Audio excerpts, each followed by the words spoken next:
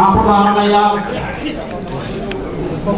Kasih memberikan aku namanya Ma'a ilahi In'an jiltiga Kukulido Sinta'ata Ay kujirto Danta Dinta Dadka dalka dhowri doono shuruucda u taala dalka iyo tan Jubbaland iyo midda Jubbaland. Assalaamu calaykum.